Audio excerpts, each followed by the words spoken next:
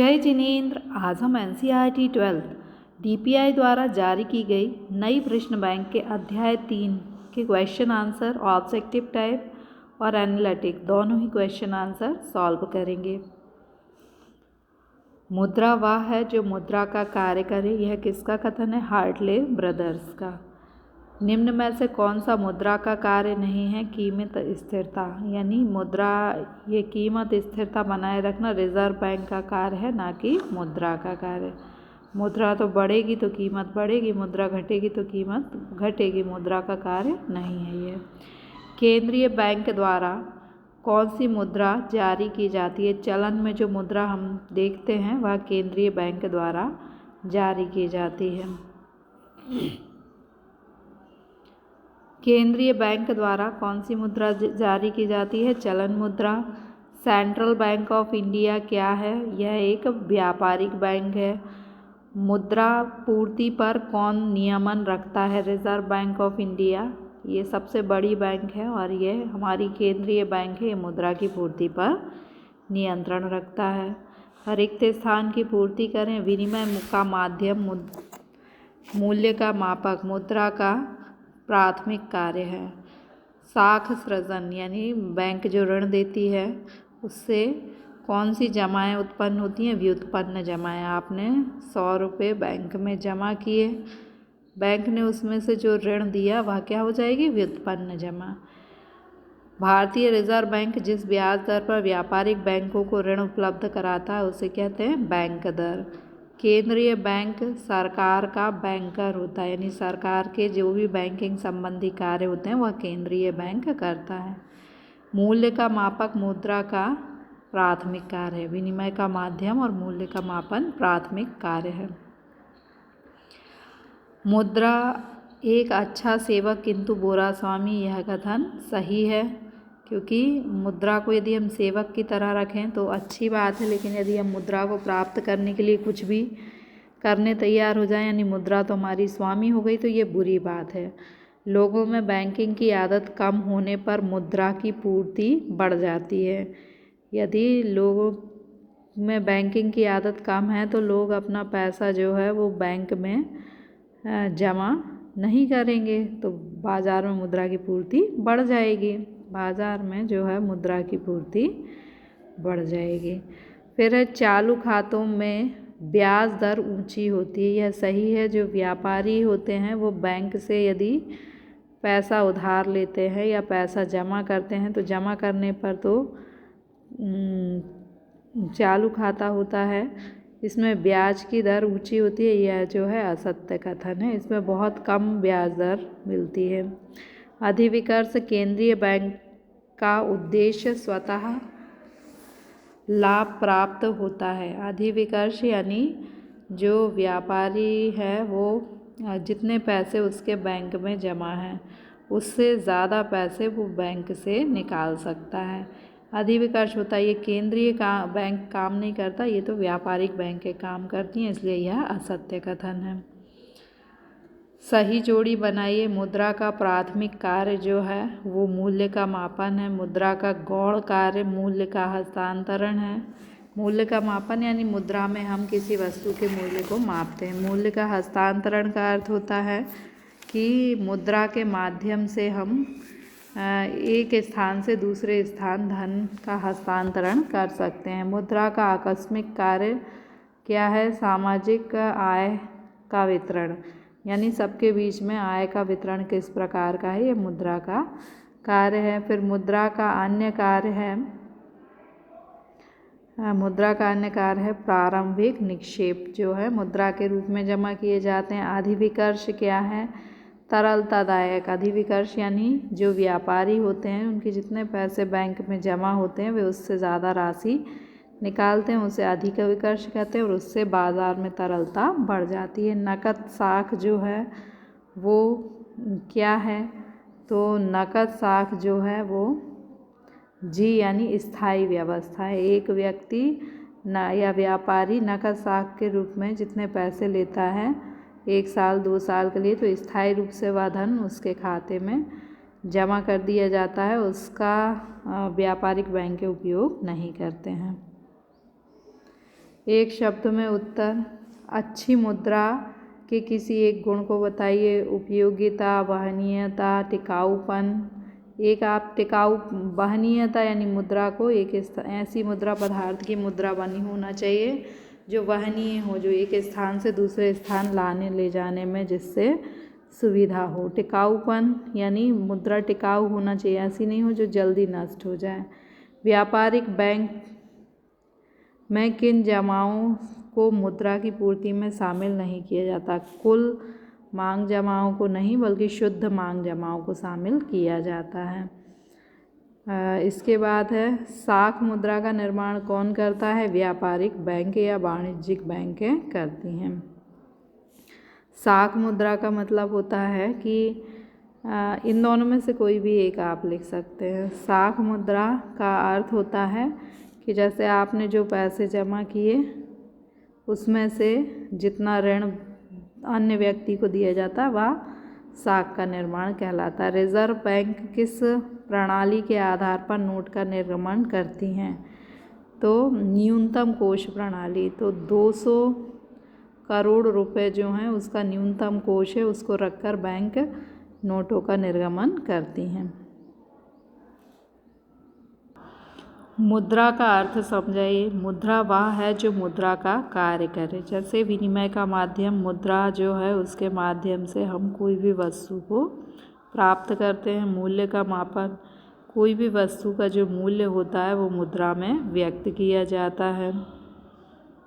इसके बाद स्थगित भुगतान का मान, यदि हम किसी व्यक्ति को भुगतान करने में अभी समर्थ नहीं है तो भविष्य में भुगतान करने का हम वादा करते हैं क्योंकि मुद्रा चलती है। तो मुद्रा वह है जो मुद्रा का कार्य करे, जैसे विनिमय का माध्यम, मूल्य का मापन और स्थगित भुगतान का मान। वस्तु विनिमय प्रणाली। वस्तु विनिमय किसे कहते हैं? एक मान लीजिए आपने किसी को एक वस्तु दी और उसके बदले में उस व्यक्ति से आपने दूसरी वस्तु ले ली, तो ये क्या हो गया? वस्तु विनिमय। किसी एक वस्तु या सेवा के बदले दूसरी वस्तु या सेवा का लेन देन वस्तु विनिमय कहता है। जैसे एक गाय के बदले में 100 बकरियां देना। मुद्रा की मांग किसे कहते हैं? तो मुद्रा की मांग से आशय उस राशि से है जिसे लोग अपने पास विभिन्न उद्देश्यों से रखते हैं। आप मुद्रा को किस उद्देश्य से रखते हो? विनिमय, दिन प्रतिदिन में कई आपको सौदे करने होते हैं। मूल्य संचय के लिए मुद्रा को रखते हैं, धन को एकत्रित करने के लिए, लेन देन के लिए, सट्टे के लिए, दूरदर्शिता। उदाहरण आप 1-2 लिख सकते हैं। तो मुद्रा की मांग वह राशि है जो लोग अपने पास विभिन्न उद्देश्यों से रखते हैं। मुद्रा की पूर्ति को समझाइए। मुद्रा की पूर्ति से आशय एक देश में एक समय विशेष में प्रचलन में मुद्रा की कुल मात्रा से है। मतलब कोई भी एक देश है उसमें एक कोई विशेष समय में जितनी भी मुद्रा प्रचलन में है वह क्या होगी? मुद्रा की पूर्ति, जिसमें लोगों के पास नकद मुद्रा, व्यापारिक बैंकों के चालू खाते की मांग राशियां शामिल हैं। इतना याद हो जाए तो ठीक है, नहीं तो इतने से भी आपका काम चल जाएगा। लोगों के पास जो भी नकद जमा होती है और बैंकों के पास जो मांग जमा होती हैं, उन दोनों को यदि हम जोड़ दें तो मुद्रा की पूर्ति हमें प्राप्त हो जाएगी। वैसे आप इतना भी या पहली लाइन अकेले से भी काम चलेगा। केंद्रीय बैंक किसे कहते हैं? केंद्रीय बैंक ऐसी संस्था है, केंद्रीय बैंक एक ऐसी संस्था है जो मौद्रिक, साख और बैंकिंग व्यवस्था का निर्देशन और नियमन करती है।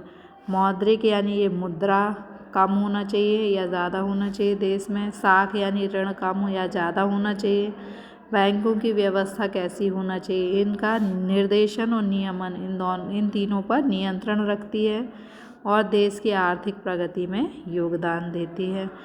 यदि ये परिभाषा की कोई ज़रूरत नहीं है, आप केवल इतना भी अर्थ कर लेंगे तो आपको 2 नंबर मिल जाएंगे। आपको एक्स्ट्रा ऑर्डिनरी लिखना है तो परिभाषा भी लिख सकते हैं। वस्तु विनिमय प्रणाली किसे कहते हैं? ये क्वेश्चन रिपीटेड है। पहले वस्तु विनिमय किसे कहते हैं? दोनों का आंसर एक ही है। जब किसी वस्तु या सेवा के बदले दूसरी वस्तु या सेवा का लेन देन होता है तो उसे वस्तु विनिमय प्रणाली कहते हैं। जैसे यदि हमने एक गाय लेके 100 या 10 बकरियां दी तो वह वस्तु विनिमय प्रणाली कहलाएगी। इसमें रुपए या मुद्रा का इस्तेमाल नहीं होता है। सीमित विधिग्राह मुद्रा से क्या आशय? सीमित विधिग्राह मीन्स सीमित मात्रा में ही विधि द्वारा ग्रहण करने के योग्य। जैसे मान लीजिए कोई आप 25 पैसे में 1 करोड़ का भुगतान करे तो आप गिन ही नहीं सकते। तो जो खुले सिक्के होते हैं छोटे, उन्हें सीमित विधिग्राह मुद्रा कहा जाता है। यह वह मुद्रा है जिसको निश्चित सीमा तक ही स्वीकार किया जा सकता है। यानी आपको 25 पैसे के में कोई 100 रुपये, 1000 या 1 करोड़ तक स्वीकार करने के लिए बाध्य नहीं कर सकता, और ना ही इसके लिए आपको न्यायालय में ले जा सकता कि आप खुले सिक्के में बड़ी मात्रा में भुगतान स्वीकार नहीं कर रहे हैं। ऐसे यानी छोटे जो सिक्के होते हैं उनके माध्यम से आप केवल सीमित मात्रा में ही भुगतान स्वीकार करने के लिए बाध्य होते हैं, असीमित मात्रा में नहीं। मुद्रा के कार्य। विनिमय का माध्यम। मुद्रा जो है वो विनिमय का माध्यम होती है। विनिमय का माध्यम यानी आप कोई भी वस्तु को यदि खरीदना चाहते हैं तो आप मुद्रा के माध्यम से उसे खरीद सकते हैं। क्योंकि मुद्रा को सभी पहचानते हैं, इसे सामान्य स्वीकृति होती है, इसलिए इसे लेने से कोई भी व्यक्ति इनकार नहीं करता। दोहरे संयोग की भी समस्या नहीं होती। पहले क्या होता था वस्तु विनिमय में कि आपकी वस्तु की आवश्यकता किसी दूसरे व्यक्ति को हो और दूसरे व्यक्ति की वस्तु की आवश्यकता आपको हो, तभी विनिमय हो सकता था। लेकिन अब मुद्रा ने इस समस्या को हल कर दिया। मूल्य का मापक। मुद्रा में किसी भी वस्तु के मूल्य को मापा जा सकता है, जैसे 2 रुपये किलो, 10 रुपये लीटर, इस प्रकार से। तो मुद्रा जो है मूल्य का बेहतर मापक है, क्योंकि मुद्रा में हम मीटर, किलो, दूरी किसी को भी माप सकते हैं। स्थगित भुगतान का मान। यदि मान लीजिए आप किसी से कोई वस्तु लेते हैं और आपके पास अभी पैसे नहीं हैं, तो आप कह देते हैं कि मैं भविष्य में जो है इसका भुगतान करूँगा। तो आप ऐसा क्यों कर सकते? क्योंकि अभी मुद्रा प्रचलन में है। मूल्य का भंडार। यदि आप जो है धन को संग्रहित करना चाहते हैं तो आप क्या कर सकते हैं? मुद्रा के रूप में धन को संग्रहित कर सकते हैं। क्योंकि मुद्रा शीघ्र नष्ट नहीं होती, इसलिए मुद्रा के रूप में हम धन का संचय करते हैं। मुद्रा एक बुरा स्वामी है, क्या आप इससे सहमत हैं? देखिए, स्वामी कौन होता है? जिसके लिए हम कुछ भी करने को तैयार। यदि हम मुद्रा को प्राप्त करने के लिए, कुछ भी करने के लिए, कोई भी अवैधानिक कृत्य, किसी के यहाँ चोरी, डकैती, मर्डर आदि के लिए तैयार हो, तो वो क्या हो जाएगा? मुद्रा स्वामी हो जाएगी, जिसके लिए हम कुछ भी करने को तैयार हैं। तो मुद्रा एक बुरा स्वामी है। जब मनुष्य मुद्रा को अपना स्वामी या जीवन का साध्य यानी मुद्रा को कमाना ही अपने जीवन का उद्देश्य मान लेता है, तो समाज में बहुत सारी बुराइयां उत्पन्न होती हैं। पहला है ऋणग्रस्तता, अति पूंजीकरण, अति उत्पादन। देखिए, मुद्रा जो है वो सभी लेन देन में प्रयोग में आती है। अब क्या होता है, आजकल का व्यक्ति को कोई भी आवश्यकता हो तो वो ऋण ले लेता है। उद्योगपति को भी ऋण आसानी से मिल जाता है, तो वो बहुत सारी पूंजी इकट्ठी कर लेता है। बहुत सारी पूंजी से ज़्यादा उत्पादन करता है, तो अति उत्पादन का संकट उत्पन्न हो जाता है। बहुत ज़्यादा उत्पादन हो जाए तो वस्तु और सेवाओं की कीमतें गिरने लगती हैं। फिर है आर्थिक विषमता और वर्ग संघर्ष। मुद्रा प्रचलन में है, इसलिए कुछ लोगों के पास ज़्यादा पैसा है, वो धनी है, और जिनके पास कम पैसा है वो निर्धन है। अब जो धनी और निर्धन वर्ग के बीच में हमेशा ही संघर्ष चलता रहता है कि जो धनी वर्ग है वो निर्धन वर्गों का शोषण करता है। व्यापार चक्रों का जन्म। व्यापार चक्र क्या होता है? आपने देखा होगा, वस्तुओं और सेवाओं की कीमतें कभी बढ़ती हैं, फिर घटती हैं, फिर बढ़ती हैं, फिर घटती हैं। जब बाजार में मुद्रा अधिक होती है तो कीमतें बढ़ जाती हैं, जब मुद्रा कम होती है तो कीमतें घट जाती हैं। कीन्स ने कहा है कि बचत से निवेश में असमानता। यदि हम बचत ज़्यादा करते हैं यानी मुद्रा कम होती है बाज़ार में, तो कीमतें घट जाएंगी। अगर हम खर्च ज़्यादा करते हैं तो बाज़ार में मुद्रा अधिक होगी और कीमतें बढ़ जाएंगी। मुद्रा के मूल्य में स्थिरता का अभाव। मुद्रा का जो मूल्य होता है वह भी स्थिर नहीं रहता। क्यों स्थिर नहीं रहता? आपने देखा होगा कि आज हम छोटे में हम मुद्रा 1 रुपये के नोट से जितनी वस्तु खरीद पाते थे आज नहीं खरीद पाते, यानी मुद्रा का मूल्य अब क्या हो गया, कम हो गया। तो मुद्रा का मूल्य अस्थिर है और अस्थिर मुद्रा के अस्थिर मूल्य के कारण व्यापार और उद्योग को हानि होती है।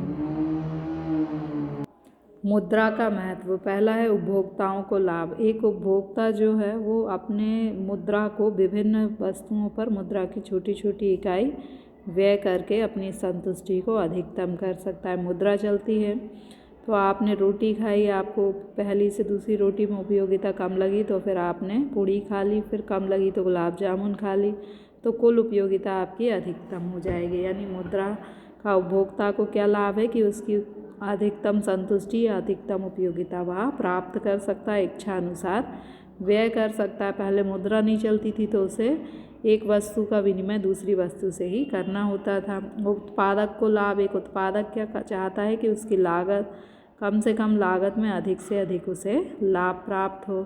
तो मुद्रा के माध्यम से वह कच्चा माल, पूंजी, सभी चीज़ों को कम से कम मूल्य पर प्राप्त करके छोटी इकाइयों में प्राप्त कर सकता है और लाभ को अधिकतम कर सकता है। पूंजी की गतिशीलता, पूंजी जो है वो एक स्थान से दूसरे स्थान आज आसानी से इसलिए चली जाती है क्योंकि मुद्रा प्रचलन में है। श्रम विभाजन, आज हम कोई भी उत्पादक छोटी छोटी, जैसे एक जूता बनाने वाली कंपनी है तो एक व्यक्ति केवल तलवे बनाएगा, एक व्यक्ति केवल लेस बनाएगा। तो श्रम विभाजन क्यों संभव है, क्योंकि हम हर व्यक्ति को मुद्रा के माध्यम से भुगतान कर सकते हैं। पुराने ज़माने में एक व्यक्ति पूरा जूता बनाता था, क्योंकि मुद्रा नहीं चलती थी तो श्रम विभाजन करना संभव नहीं था। तो मुद्रा के माध्यम से हम श्रम विभाजन करके हर व्यक्ति को पारिश्रमिक अलग अलग प्रदान कर सकते हैं। वस्तु विनिमय प्रणाली की कठिनाइयाँ बताइए। तो वस्तु विनिमय प्रणाली की पहली कठिनाई है दोहरे संयोग का अभाव, यानी एक व्यक्ति को गेहूं की आवश्यकता है और दूसरे व्यक्ति को चावल की आवश्यकता है, तो ऐसे दो व्यक्ति मिलना चाहिए जिनको एक दूसरे की वस्तु की आवश्यकता है, तभी विनिमय हो सकेगा। विभाज्यता का अभाव, यदि मान लीजिए कि एक व्यक्ति के पास गेहूं है और एक व्यक्ति के पास जो है वो गाय है, तो गेहूं के बदले में गाय का विनिमय तो नहीं होगा, तो विनिमय संभव नहीं हो पाता, क्योंकि गाय का विभाजन तो हम कर नहीं सकते, गेहूं का भले ही विभाजन कर लें। फिर है सर्वमापक का अभाव, मुद्रा जो है वह तो सर्वमान्य होती है लेकिन वस्तुएं सर्वमान्य नहीं होती, क्योंकि कोई व्यक्ति कहे कि भाई तुम्हारी जो वस्तु है वो घटिया है, हमारी वस्तु जो है वो उत्तम है, तो अब विनिमय करने में कठिनाई होती है। धन के संग्रह में कठिनाई, हस्तांतरण में यदि आप एक मटके में भर के वस्तु विनिमय के समय धन रख दिया जाता था तो वह खराब हो जाता था। रुपए तो चलते नहीं थे तो वस्तुओं को ही रखा जाता था, तो वस्तुएं क्या होती थी, खराब हो जाती थी। एक स्थान से दूसरे स्थान धन को लाने ले जाने में भी, धन तो होता नहीं था, वस्तुओं को लाने ले जाने में भी कठिनाई होती थी पुराने ज़माने में। रिजर्व बैंक ऑफ इंडिया की स्थापना के उद्देश्य, पहला उद्देश्य कृषि साख की समुचित व्यवस्था करना। भारत एक कृषि प्रधान देश है और यहाँ पर जो किसान होते हैं उनको ऋण की आवश्यकता होती है, और ऋण के लिए रिजर्व बैंक ने नाबार्ड नाम की संस्था की स्थापना की है। देश में सुव्यवस्थित एवं संतुलित बैंकिंग प्रणाली का विकास करना, रिजर्व बैंक देखती है कि पूरे देश में जो बैंकें हैं वो सभी जगह स्थापित हो, ऐसा नहीं हो कि किसी एक क्षेत्र में बहुत ज़्यादा बैंक हो और कुछ क्षेत्र पिछड़े हुए रह जाएं। अंतर्राष्ट्रीय मौद्रिक सहयोग, अंतर्राष्ट्रीय संस्थाओं को मौद्रिक सहयोग रिजर्व बैंक के माध्यम से प्रदान किया जाता है। देश में मुद्रा और साख का समुचित प्रबंध करना, देश के अंदर कितनी मुद्रा होना चाहिए, लोगों बाजार में कितना ऋण होना चाहिए, इस सब की नीति का निर्धारण रिजर्व बैंक करता है। सार्वजनिक ऋणों की व्यवस्था करना, सरकार को ऋण चाहिए तो वह रिजर्व बैंक के माध्यम से उनके प्रबंध किया जाता है। सुगठित मुद्रा बाजार की व्यवस्था विकास करना, मुद्रा बाजार में सभी आते हैं, साहूकार, महाजन, बैंक, अन्य वित्तीय कंपनियां आदि, तो सबके लिए नियम कानून रिजर्व बैंक बनाती है। रुपए के आंतरिक और बाह्य मूल्य में स्थिरता लाना, यानी आंतरिक मूल्य यानी हमारे देश के अंदर वस्तुओं के रूप में जो मूल्य व्यक्त किया जाता है वो आंतरिक मूल्य होता है, और बाह्य मूल्य यानी विदेशी मुद्रा के संदर्भ में भारतीय मुद्रा का मूल्य। तो दोनों मूल्यों में स्थिरता लाना रिजर्व बैंक का कार्य होता है।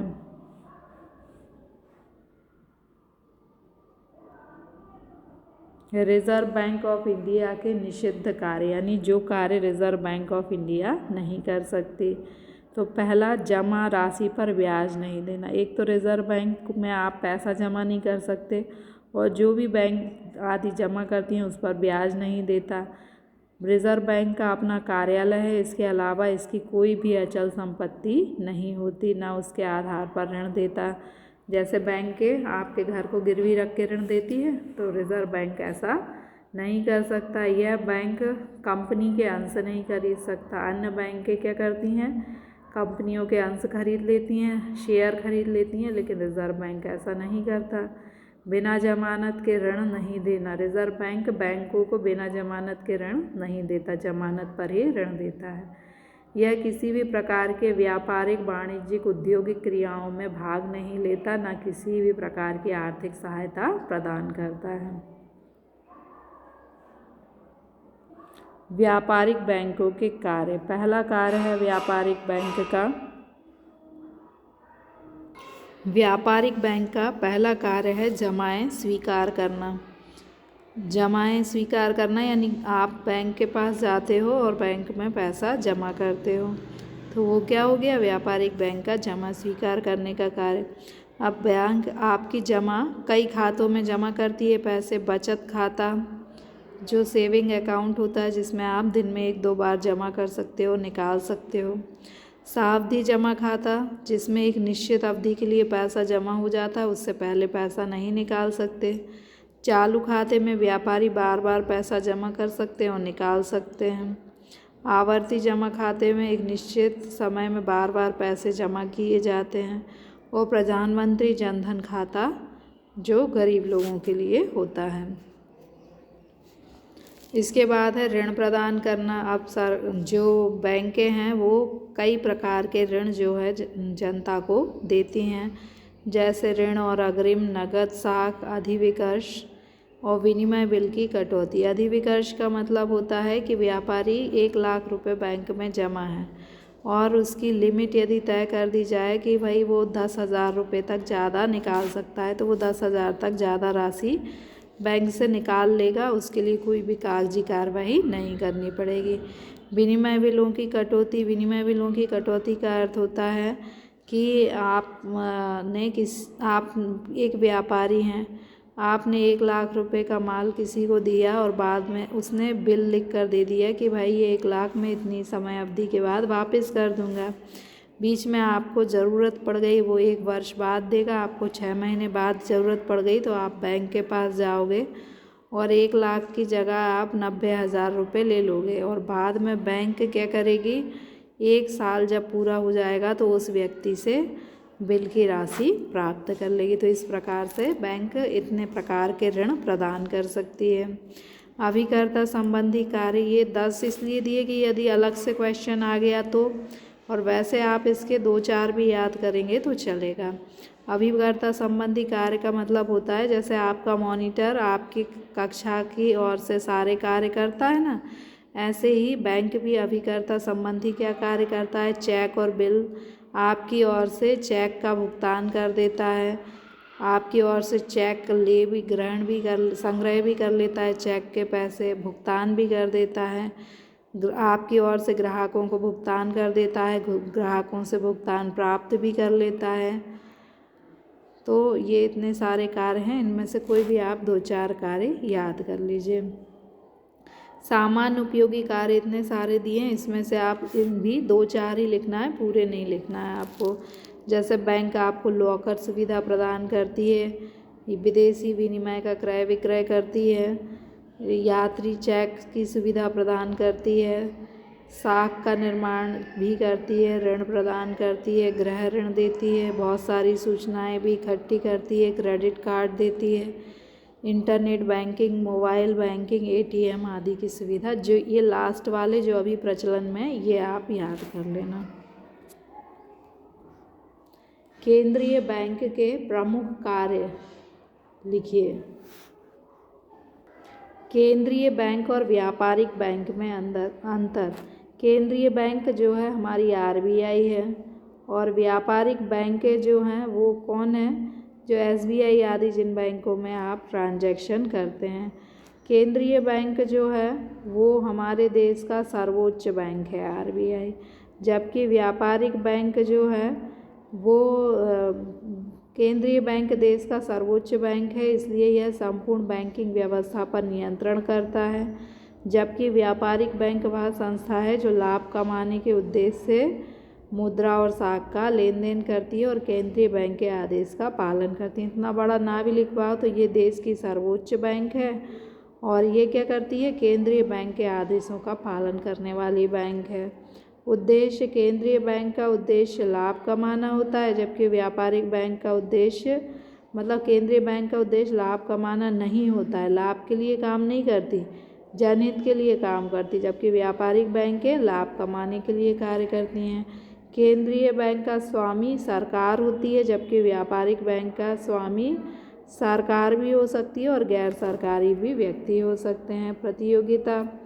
केंद्रीय बैंक जो है वो व्यापारिक बैंक से प्रतियोगिता नहीं करती, जबकि व्यापारिक बैंक के कारोबार बढ़ाने के लिए एक दूसरे से प्रतियोगिता करती हैं। एक अच्छी मुद्रा पदार्थ के गुण, यानी मुद्रा जो है उसमें क्या गुण होना चाहिए? तो मुद्रा का पहला गुण है सुपरिचयता, यानी सभी लोग जनसाधारण व्यक्ति मुद्रा ऐसे पदार्थ की बनी होना चाहिए कि जनसाधारण मुद्रा को पहचान सके, जाली मुद्रा का भय ना रहे।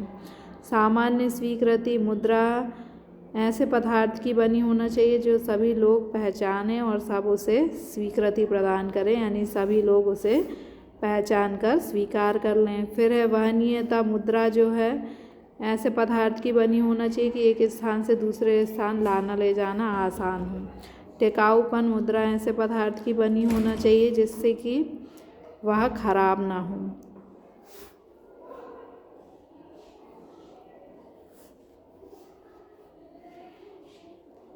टिकाऊपन का अर्थ होता है कि मुद्रा कई वर्षों तक चले, जैसे पानी में खराब ना हो, गले ना। तो 4 ही आपको याद करना है क्योंकि 4 नंबर का क्वेश्चन आएगा। Thank you.